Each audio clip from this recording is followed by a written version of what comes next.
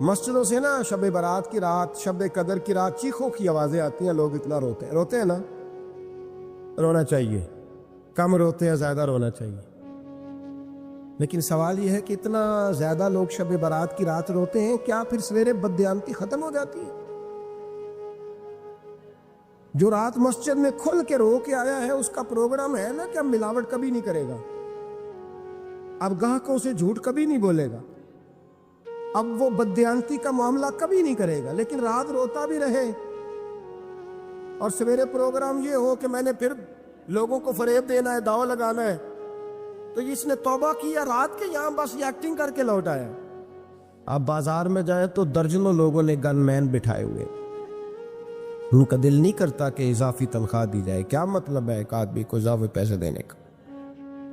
لیکن وہاں آدمی بٹھایا جاتا ہے، اس کو تنخواہ دی جاتی ہے، اس کی روٹی کا بندوبست کیا جاتا ہے، اس کے سارے ضروریات زندگی کا خیال رکھا جاتا ہے، اور پس منظر یہ ہوتا ہے کہ ڈر لگتا ہے اگر یہ شخص نہ ہوا تو ہمارے چوری ہو جائے گی. اللہ فرماتے ہیں کہ تو جہاں سے ڈرتا ہے تجھے پتا ہے، تو اس طرح کر کہ مجھ سے بھی اتنا ڈر جتنا ڈرنے کا حق ہے. یہ جھوٹ موٹ کا ڈراوا نہ پیدا کر کے ہو اللہ معاف کرے جی. اچھا جناب، ڈرتے ہیں آپ اللہ تعالیٰ سے، آپ نے تو کانوں کو ہاتھ لگائے، تو پھر آپ کیا کر رہے ہیں؟ اللہ معاف کرے جی میں تو بات نہیں کرتا، بس 2-4 آدمیوں کی پگڑی اچھالوں گا، اس سے زیادہ نہیں. ڈر لگتا ہے جی بات کرتے ہو، 15-20 آدمی بس میرے قابو آئے. یہ کس قسم کا ڈر؟ ڈرنے کا حکم دیا. اور میرے رسول کریم سید عالم صلی اللہ تعالی علیہ وآلہ وسلم نے ارشاد فرمایا کہ تو رب کریم سے دنیا میں ڈر جا. اس طرح ڈرنے کا حق ہے. جب قیامت کا دن آئے گا تو اللہ تجھے ڈرائے گا نہیں، بلکہ اپنی رحمت کی چھاؤں میں جنت میں داخل کر دے گا. یہاں ڈر. ایک جگہ تو اللہ نے فرمایا ڈرو، اور کچھ جگہوں پہ فرمایا کہ جو میرے علم والے بندے ہیں نا، جن کو میں نے علم دیا ہے، عالم ہے، ان کے بارے میں فرمایا کہ ان کے دلوں میں میری خشیت ہے. انما یخشی اللہ من عبادہ العلماء. اللہ کے بندوں میں سے جو علم والے ہیں وہ اللہ کی خشیت رکھتے. قرآن نے ایک جگہ کہا ڈرو، خوف کا لفظ بھی استعمال کیا، وَلِمَنْ خَافَ مَقَامَ رَبِّهِ جَنَّتَانِ. خوف بھی ہے اور خشیت بھی ہے. ان دونوں کا معنی ایک ہی ہے، ڈرنا. خوف کا معنی بھی اور خشیت کا معنی ڈرنا. جب آپ علماء لغت کو پڑھیں گے، عربی ادب کو جاننے والے لوگوں کا مطالعہ کریں گے، تو انہوں نے یہی لکھا ہے کہ ان دونوں کا معنی ڈرنا ہے. میری طرف دیکھیے، توجہ کریں، کچھ سمجھانے لگا ہوں، اس نقطے کو ضرور سمجھیے گا. خشیت کا معنی بھی ڈرنا ہے، خوف کا معنی بھی. لیکن جب صوفیاء کے پاس جائیں نا، صوفیاء جو قرآن و سنت کی روح کی تفسیر کرنے والے ہیں، تو وہ کہتے ہیں نہیں، خشیت اور خوف میں فرق ہے. خوف اور ہوتا ہے، خشیت صوفیاء اس کی تفسیر اور کرتے ہیں. تو وہ کہتے ہیں خوف بھی ہوتا ہے اور خشیت بھی ہوتی ہے، الگ الگ چیزیں ہیں، ایک نہیں. بڑی خوبصورت بات ہے، اگر آپ سمجھ گئے تو آپ کو فائدہ دے گی. صوفیاء یہ کہتے ہیں کہ بھائی خوف ہوتا ہے اپنے گناہوں کا، کہ میں نے یہ گناہ کیے ہیں، اگر اللہ نے مجھ سے پوچھا تو مجھے بڑا خوف آتا ہے مار پڑے، یہ خوف ہے. پھر سمجھ لیں، ایک آدمی نے حرام کا مال اکٹھا کیا ہے زندگی میں، معاذ اللہ اس نے بڑے پاپ کیے، گناہ کیے، شراب پی، بدکاری کی، معاذ اللہ تعالیٰ ثم معاذ اللہ. اب اسے ڈر لگ رہا کہ اللہ تبارک و تعالیٰ نے پوچھا تو میں کیا جواب دوں گا. یہ خوف ہے. اور خشیت یہ ہے کہ ایک آدمی سارا دن نماز پڑھتا ہے، روزہ رکھتا ہے، عبادت کرتا ہے، اللہ کو یاد کرتا ہے، پھر بھی ڈرتا ہے. یہ خشیت ہے، یہ خشیت ہے. جو گناہوں سے ڈرے وہ خوف ہے، اور جو رب کی ناراضگی سے ڈرے وہ خشیت ہے. جو کہے یار میرا رب کہیں ناراض نہ ہو جائے، میرا رب کہیں مجھ سے بڑی خوبصورت مثال دی۔ میں نے اپنے اساتذہ سے پوچھا کہ حضور یہ مسئلہ کیا ہے، تو فرمانے لگے ایک بادشاہ نے ایک غریب کی بیٹی اسے پسند آ گئی تھی، تو اس نے عزت کے ساتھ اس سے شادی کر لی، رشتہ بھیج کے وقار کے ساتھ۔ بیٹی کا باپ اپنی بیٹی کے مقدر پر رشک کرنے لگا کہ میری بیٹی کو بادشاہ نے پسند کیا ہے، بادشاہ کے شہزادے نے رشتہ بھیج دیا ہے۔ شہزادہ بیاہ کے لے دیا بیٹی کو، 20 کنیز آئے، نوکرانیاں اس عورت کی خدمت کرنے پہ لگی ہوئی ہے، اس کا ہر حکم ماننے کو تیار ہے، لیکن وہ بی بی سویرے بھی رو پڑتی ہے اور شام کو بھی رو پڑتی ہے، وہ روتی رہتی ہے۔ اسے کسی نے پوچھ لیا کہ بیبری تو روتی کیوں ہے؟ 20 کنیز آئے ہیں، گھر میں سکون ہے، ہر شے ہے، تو روتی کیوں ہے؟ تو وہ کہنے لگی اصل بات یہ ہے کہ جو کچھ مجھے ملا ہے میں اس کے قابل نہیں تھی، تو میں ڈرتی ہوں میرا سائی کہیں ناراض نہ ہو جائے، وہ ناراض نہ ہو جائے، میں قابل نہیں تھی، میری اوقات نہیں تھی، یہ من عالم کے من دانم، میں جو ہوں اس کا مجھے پتا تو ہے، اس نے میری حیثیت سے، میری اوقات سے، میرے ظرف سے، میری محنت سے بڑا بڑھ کے مجھے عطا کر دیا، میری چونکہ اوقات سے زیادہ دے دیا تو میں ڈرتی ہوں وہ ناراض نہ ہو جائے، کہیں میری یہ کھیل، یہ جو میں نے گھونسلہ بنایا ہے یہ کہیں میرا ٹوٹ نہ جائے۔ میرے بھائی، میرے رسول کریم سید عالم صلی اللہ علیہ وسلم کے امت کے اولیاء، صلحاء، صوفیاء، اتقیاء، صحابہ، اہل بیت، یہ لوگ جب روتے تھے تو یہ کوئی اس لیے نہیں روتے تھے کہ یہ آج دوپہر کو چینی میں ملاوٹ کر کے آئے ہیں تو اس لیے رو رہے ہیں، رات کو اس لیے نہیں روتے تھے کہ آج انہوں نے جو شکر بیچی ہے اور شکر کے اندر بورا ملایا ہوا ہے، اس لیے نہیں رو رہے کہ آج 10 15 20 لاکھ رشوت کا مال بینک میں جمع کر، اس لیے تھوڑی روتے تھے، یہ تو اس لیے روتے تھے کہ اللہ تو نے بڑا کچھ عطا کیا ہے، کہیں ہم سے ناراض نہ ہو جانا، یہ تو اس کی خشیت میں رو رہے تھے۔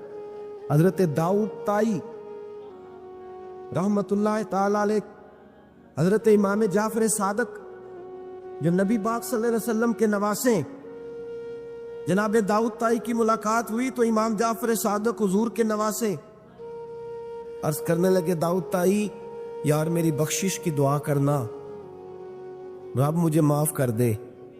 تو حضرت داؤد طائی رحمت اللہ علیہ فرمان لگے، امام صاحب آپ حضور کے نواسے ہیں، میں نے دعا کرنی ہے کہ آپ نے میرے لیے کرنی ہے؟ تو حضرت امام جعفر صادق رو پڑے، کہنے لگے یار تو نہیں کرنی ہے، اور اسی لیے تو تجھ سے دعا کرا رہا ہوں کہ کہیں ایسا نہ ہو نانا مصطفیٰ کی بارگاہ میں جاؤں تو وہ مجھے کہیں کہ میں کس طرح کا تھا، تو کس طرح کا بن کے آیا ہے، یہی تو دعا کرانی ہے کہ میرے لیے دعا کر۔ جو جتنا بڑا ہوتا تھا نا اتنی زیادہ خشیت ہوتی، اور گناہگار کے تو اللہ تبارک و تعالیٰ بعضوں کا سزا دیتا ہے، آنسو شلب ہو جاتے، اس کو تو اپنے گناہوں پہ رونا ہی نہیں آتا، وہ تو روتا ہے بچہ نہ ہو تب روتا ہے، وہ تو روتا ہے پیسے نہ ہو تب روتا ہے، وہ تو اس وقت روتا ہے جب اس کا مال چلا جائے، اس کو تو بعضوں کا گناہگار کو تو بعضوں کا سزا ملتی، اللہ فرماتے تو دنیا کے لیے روئے گا، میرے لیے نہیں رو سکتا۔ اور جو رب کریم کے بندے ہوتے ہیں انہیں اللہ کہتا تو دنیا سے بے نیاز ہے، تیری آنکھ سے آنسو جب بھی ٹپکے یا میرے لیے ٹپکنا چاہیے یا محمد مصطفیٰ کے لیے ٹپکنا چاہیے۔ آپ اگر اس بات کو تھوڑا سا غور کے ساتھ سمجھے تو تمام اولیاء صلحاء کیا یہ رو رہے، تڑپ رہے، کیا اس کی وجہ تھی؟ نمازیں کم رہ گئی تھی، روزوں میں کمی تھی، فرائض ادا نہیں کرتے تھے کہ رویا کرتے تھے؟ کیوں روتے تھے؟ حضرت سیدنا عمر فاروق رضی اللہ تعالیٰ عنہ کے بارے میں صحابہ کہتے، جناب عمر فاروق جب نماز پڑھاتے اتنا رویا کرتے تھے کہ 7ویں صف تک ان کے رونے کی آواز جایا کرتی، 7ویں صف تک ان کے رونے کی آواز جاتی۔ ہم لوگ بن کے بیٹھ گئے ہیں، ہم لوگ بن کے بیٹھ گئے، ہم یہ سمجھتے نہیں کہ ہماری حیثیت کیا تھی اور رب کریم نے ہمیں نوازا کیا ہے۔ آپ پڑھیے کتابیں، میرے رسول پاک صلی اللہ علیہ وسلم فرماتے ہیں میرا عمر جس گلی سے گزرے شیطان رستہ بدل جاتا ہے.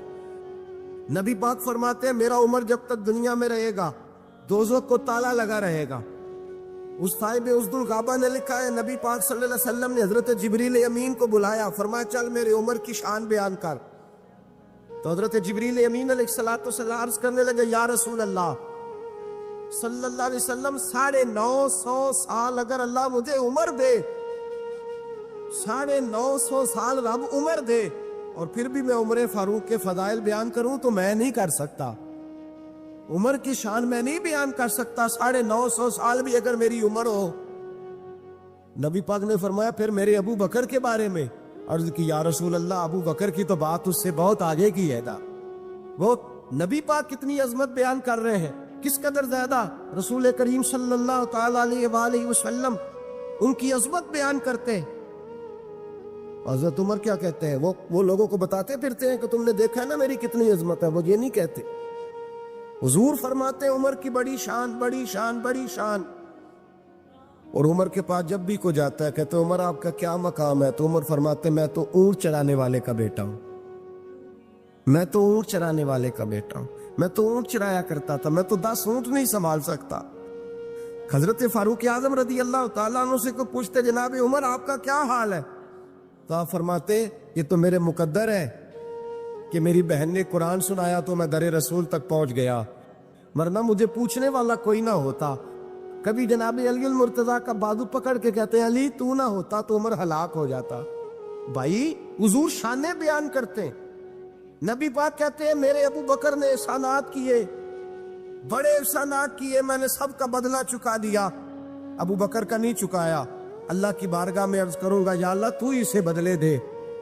اور جناب ابو بکر صدیق سے کوئی پوچھتا ہے ابو بکر آپ کا کیا حال ہے, ابو بکر صدیق فرماتے ہیں مجھ سے میرے اندر کا عالم نہ پوچھو, اگر قیامت کے دن اعلان ہوا نا کہ سارے لوگ بخشے گئے ایک باقی بچا ہے تو مجھے ڈر لگتا ہے کہ ابو بکر ہی بچ جائے گا جو نہیں بخشا جائے گا. مجھے ڈر آتا ہے. او بھائی بن کے بیٹھ گئے لوگ, لوگوں کو پوچھ کر کے دیکھے کہتے ہیں کیا پاپ کیا ہے, کیا ہو گیا ہے. خشیت سے کانپتی ہوئی روحیں, تڑپتے ہوئے میرے رسول پاک کے غلام, اولیاء اللہ صوفیاء کرام کے رونگٹے کھڑے ہیں رب کریم کے خوف سے. جو جتنا مالک کو جانتا ہے اتنا کانپ رہا ہے, اتنا ڈر رہا ہے. جس کی آنکھوں سے آنسو خشک ہے مطلب یہ ہے یہ رب کو جانتا ہی نہیں. اسے کیا خبر اس کا جلال کتنا ہے, اسے کیا خبر اس کا عذاب کتنا ہے, تو کیا جانے. ان بطش ربک لشدید, جب وہ پکڑتا ہے تو بڑا سخت پکڑتا ہے. حضرت عثمان غنی کو 3 دفعہ میرے نبی پاک نے فرمایا جنتی ہے, جنتی ہے. العثمان فی الجنہ, العثمان فی الجنہ, العثمان فی الجنہ. 3 دفعہ حضور نے جنت کی بشارت دی. میرے مصطفیٰ کریم نے فرمایا میرا عثمان گلی سے گزرے تو فرشتے بھی اس کی حیا کرتے ہیں.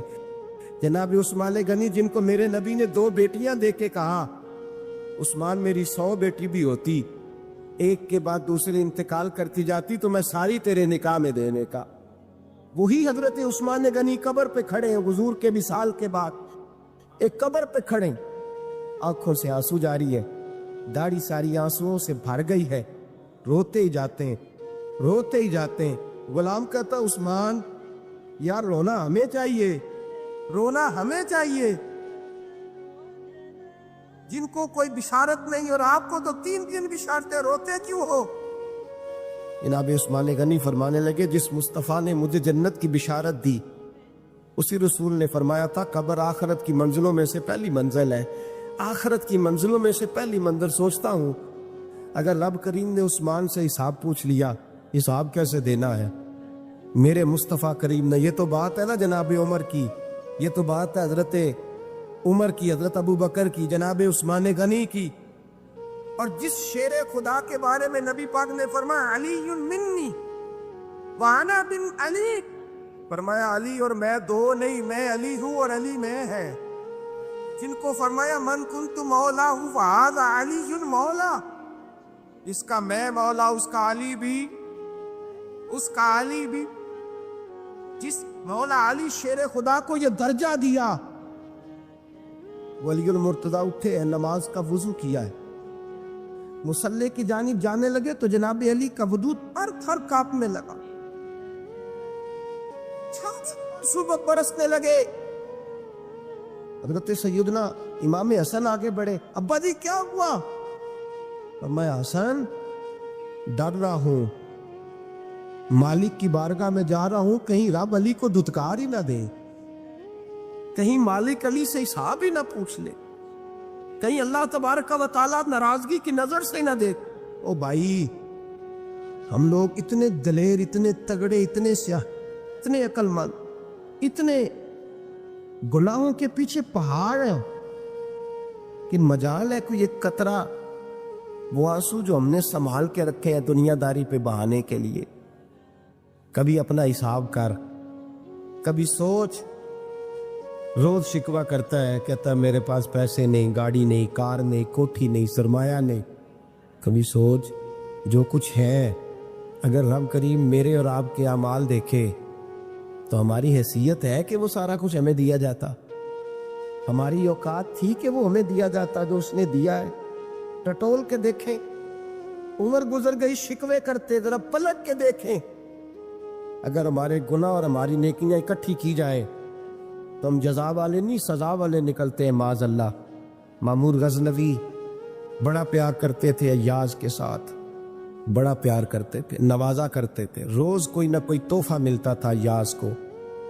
कुछ हसद करने वालों ने कहा महमूद तू इसे तोहफे देता है और ये जंगल में असला इकट्ठा कर रहा है, कि तेरे खिलाफ अलहदा से फौज तैयार कर रहा है, कुछ वक्त आएगा ये तुझे छोड़ के अलहदा से बादशाही का दावा कर दे। मामू गजनवी कहने लगे ये किस तरह की बात? क्या तुम्हें पता है कि अय्याज असर से लेकर इशा तक कहाँ रहता है? महमूद कहने लगे यार वाकई मैंने कभी पूछा तो नहीं। शक का बीज बो दिया, शक का बीज बो दिया।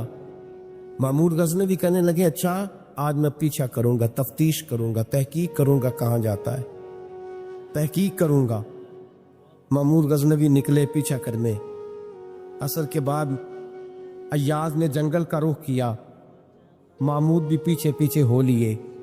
कहते हैं जंगल के बीच जाके एक झोंपड़ी आई, उस झोंपड़ी के अंदर अय्याज गए, दरवाजा खोला, अंदर चले गए। मुझे बड़ा गुस्सा था कि हर बात मुझे बताता है, ये क्यों नहीं बताई। जब अय्याज अंदर गए तो मैंने जोर जोर से दरवाजा खटखटाया गुस्से के साथ। अय्याज ने दरवाजा खोला, बाहर आए। मैंने कहा पीछे हट। अय्याज पीछे हटे तो मैं अंदर चला गया। महमूद कहते हैं जब मैं अंदर गया तो मैंने उस झोंपड़ी में एक पुराना कुर्ता लटका हुआ देखा, एक टूटे हुए जूते पड़े हुए देखे, एक छोटा सा डंडा देखा, एक मटका, एक प्याला देखा।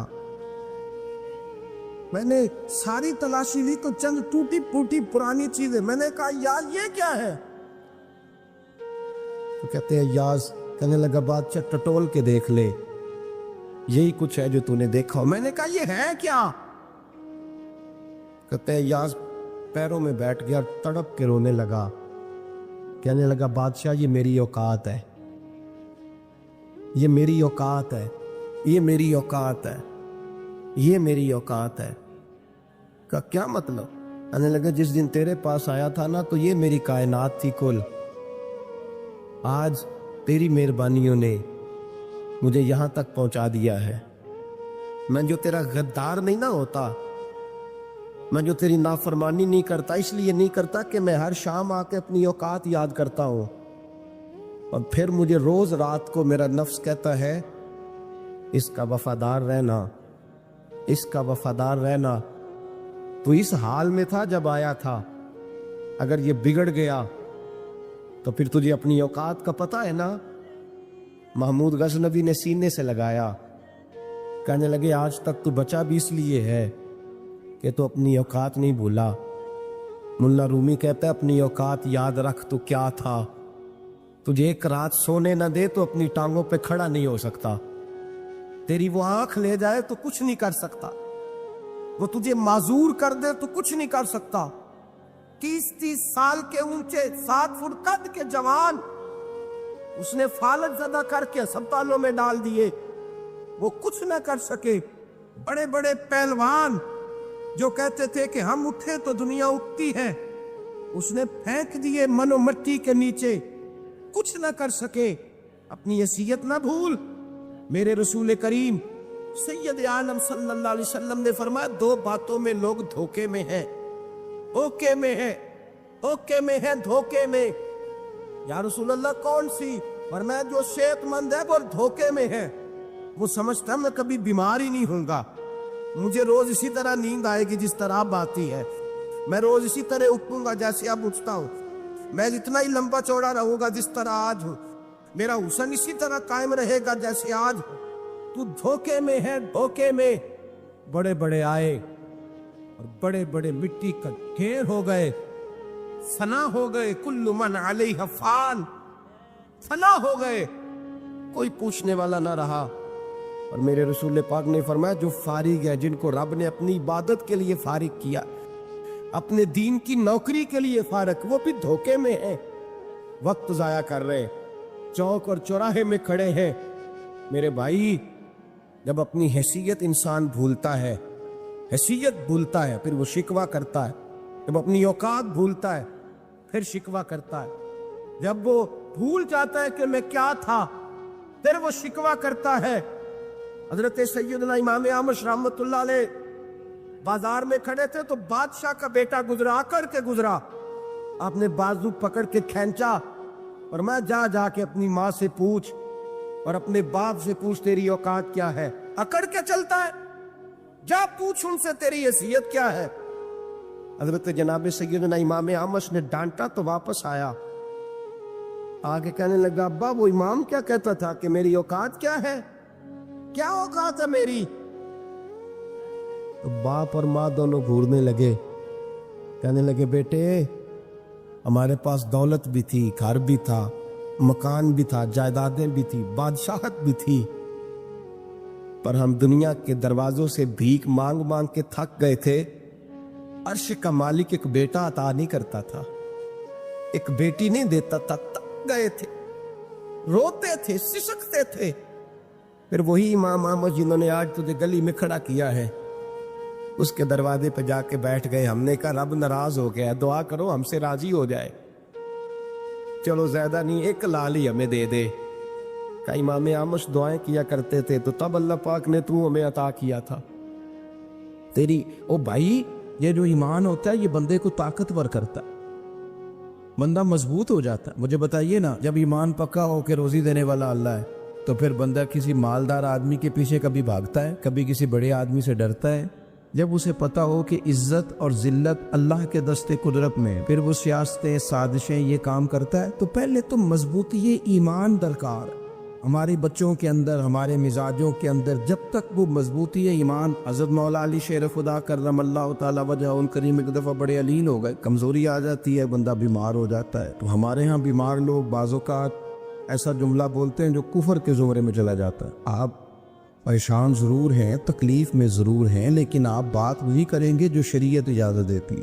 حضرت علی شیر خدا شدید علیل تھے، ایک صحابی تیمارداری کرنے گئے تو حضرت مولا علی کا چہرہ دیکھ کے پریشان ہو گئے، کہنے لگے آپ تو بڑے سخت علیل ہیں، اللہ خیر کرے، اللہ تعالیٰ آپ کو صحت دے۔ تو حضرت علی کہنے لگے تو فکر نہ کر، مجھے اس بیماری سے کچھ بھی نہیں ہوگا۔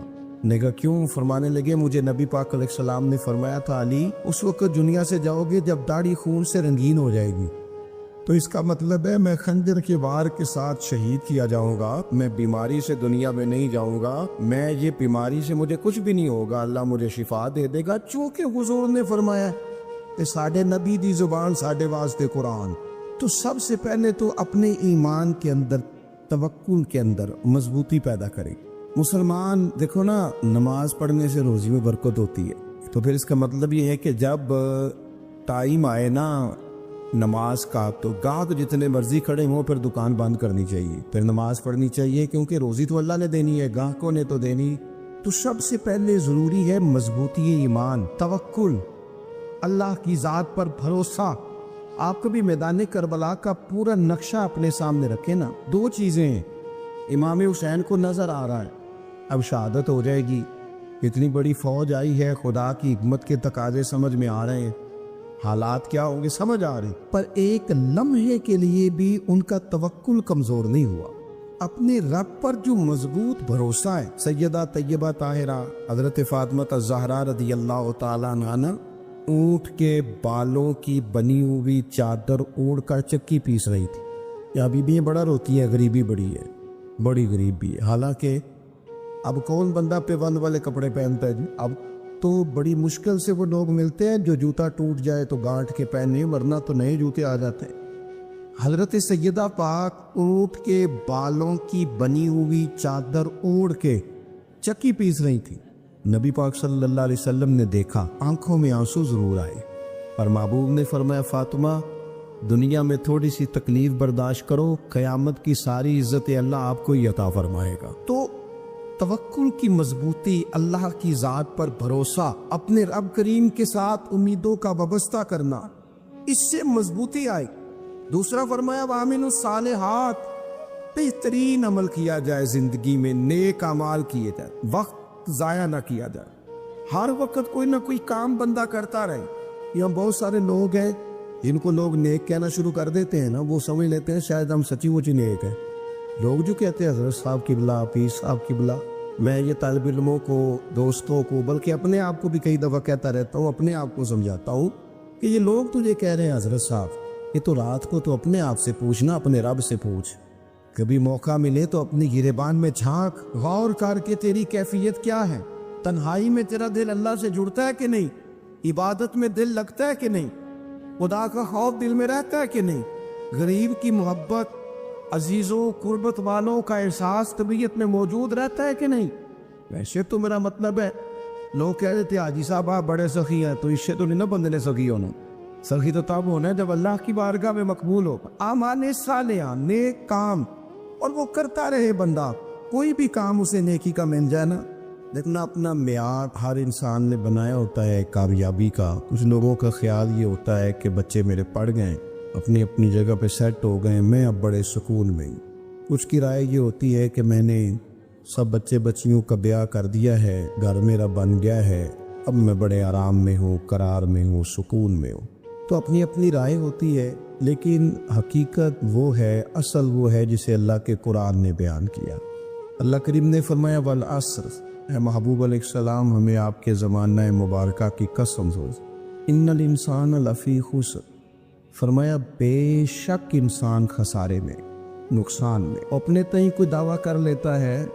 آپ دیکھتے ہیں کہ بہت سارے لوگوں کے دعوے اپنے اپنے ہوتے ہیں نا. کسی بھی طالب علم سے آپ پوچھیں پیپر دے کے آئے تو پیپر کیسا ہوا ہے، تو کیا کہتا ہے؟ جب کینڈیڈیٹ الیکشن لڑتے ہیں تو رات کو جب وہ سوتے ہیں تو سارے جیت کے ہی سوتے ہیں. ان کو سب یہی کہتے ہیں کہ لوگ سارے تیرے ساتھ ہی ہیں. حالات یہ جتنے بادشاہ حکمران ہوتے ہیں، ان کے بگڑنے کی بنیادی وجہ ہوتی ہے کہ یہ خوش فہمیوں میں مبتلا ہوتے ہیں. ہم میں سے بھی ڈھیر سارے لوگ ہیں جو خوش فہمیوں میں مبتلا ہیں. کچھ کہتے ہیں جناب ہماری نسبت بڑی تگڑی ہے. بھئی نسبت تو امام حسین سے تگڑی تو کسی کی نہیں نا. تو ساری رات نماز پڑھتے تھے، روزے رکھتے تھے، اللہ کو یاد کرتے تھے. آپ خالی نسبت پر بیٹھ کر عمل چھوڑ جائیں تو یہ کیسے ممکن ہے؟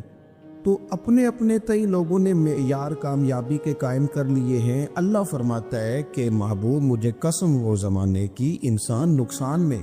یہ دن بدن جو وقت گزار رہا ہے تو اس کا نقصان، اس کا خسارہ، اس کا گھاٹا بڑھتا جا رہا ہے. روز نقصان. کتنا کتنا عمر کا حصہ لوگوں نے ضائع کر دیا. کتنے کتنے بہترین لوگ تھے لیکن روزی روٹی کے پیچھے وقت سارا برباد ہو گیا. یہ رزق حلال کے لیے دوڑ دھوپ ہو وہ تو بڑی بات، لیکن تکبر کے لیے اور خواہشات، بیجا خواہشات کی تکمیل کے لیے، ایک دوسرے سے آگے بڑھنے کے لیے بڑا وقت ضائع کیا لوگوں. اچھا کوئی بھی نہیں جیتا، خاندانوں میں بھی کوئی نہیں جیتا، برادریوں میں بھی کوئی نہیں جیتا، پر لڑائی ساری زندگی کی ہے. میں نے آگے گزرنا، میں نے اب، حالانکہ کوئی کسی کو جیتنے دیتا ہی نہیں. اپنے اپنے تئیں لوگوں نے معیار قائم کیے کامیابی کے. اللہ فرماتے ہیں بے شک انسان نقصان میں ہے، لیکن جس میں 4 خوبیاں پائی جائیں، اللہ کا قرآن کہتا ہے وہ بندہ کامیاب ہوئے. کون کون سی؟ الا الذین آمنوا، سب نقصان میں نہیں سوائے ان لوگوں کے جو ایمان لائے. سب سے پہلے کیا کرے؟ ایمان ہو اس کے پاس، مضبوط ایمان. وعملوا الصالحات، اور ایمان بھی لائے اور نیک کام بھی کرے. اور صرف نیک کام نہ کرے، وتواصوا بالحق، لوگوں کو حق بات کی نصیحت بھی کرے. اور ظاہر ہے سچ بولے گا، حق بولے گا تو بڑے لوگوں کے مفادات کو ٹھیس پہنچے گی، کچھ لوگوں کو تکلیف بھی ہوگی. تو اب جب تکلیف ہوگی تو پھر مصیبت بھی آئے گی. تو اگر حق بات کہنی ہے تو پھر کیا کرے؟ وَتَوَاصَوْا بِالصَّبْرِ، اور ایک دوسرے کو صبر کی بھی وصیت کرے. 4 چیزیں پائی جائیں: ایمان، اعمال صالحہ، حق کی نصیحت، اس رستے میں آنے والی تکلیف پر صبر. اگر یہ 4 چیزیں میسر آتی ہیں تو اللہ کا قرآن کہتا ہے بندہ کامیاب ہے. اور اگر یہ 4 چیزیں نہیں تو پھر کوئی بندہ جتنا مرضی دعویٰ کرے، جتنا مرضی شور کرے، جتنا مرضی اعلان کرے، وہ کامیاب ہو سکتا. سب سے پہلے تو اپنا ایمان پکا کرے. یہ جو کچی پکی باتیں کرتے ہیں نا لوگ، مسلمان جو ہوتا ہے نا، مسلمان وہ لاوارث نہیں ہوتا، وہ وارث والا ہوتا ہے. اس کا رب ہر وقت اپنی رحمت سے اس کی حفاظت کرتا ہے. مسلمان ہر وقت نبی پاک علیہ السلام کی نگاہ کرم میں رہتا ہے. اسے کمزور باتیں نہیں کرنی چاہیے کہ میرے کو پیچھے چڑھ گیا تو پتہ نہیں کیا ہو جائے گا، برادری مخالف ہو گئی تو پتہ نہیں کیا ہو جائے گا، سچ بول دوں گا تو لوگ پتہ نہیں مجھے مار دیں گے. ایسا ہو نہیں سکتا.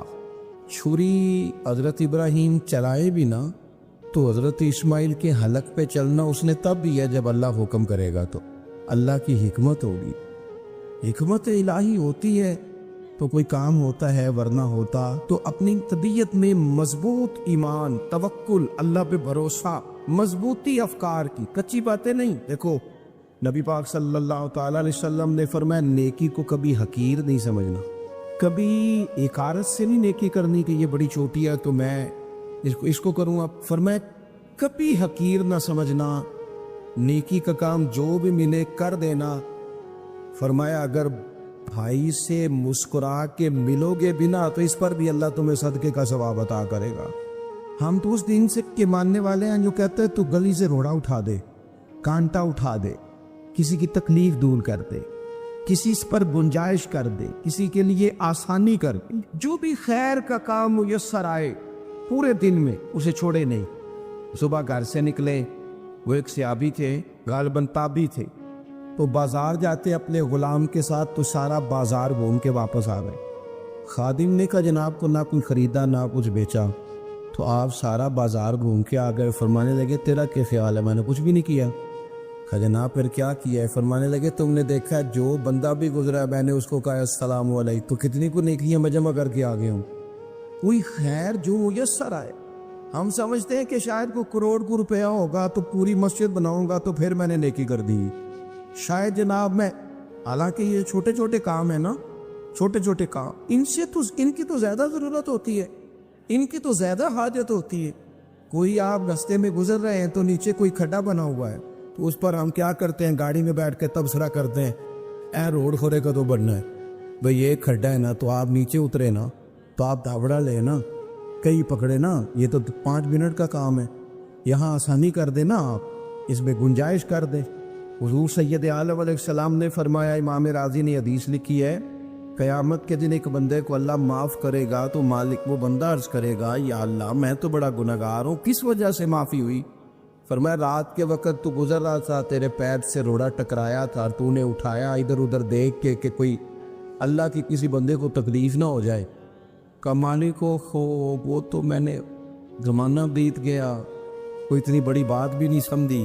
تو رب کریم نے فرمایا تو رات کے اندھیروں میں بھی میرے بندوں کا خیال رکھتا تھا تو میں تیرا خیال نہ کروں؟ کوئی عمل ہمارے ہاں لوگ کوئی کام نہیں کرتے، بالکل نہیں، کوئی کام نہیں، نہ بڑے نہ چھوٹے نہ سمجھدار نہ ان پڑھ، کچھ بھی نہیں. نشستن گفتن برخاستن، بیٹھو راج کے گپے مارو، تبصرے کرو فلانا کچھ نہیں کر رہا، فلانا کچھ نہیں کر رہا، اس کے بعد اٹھ کے چلے جاؤ کہ کچھ کرے. وعامل الصالحات، نیکیاں جمع کرے زندگی میں، خزانہ بنائے، خزانہ، اپنی ڈیوٹیاں اپنی ذمہ داریاں پوری کرے. ہر وقت کام، ہر وقت ذمہ داری، ہر وقت ڈیوٹی.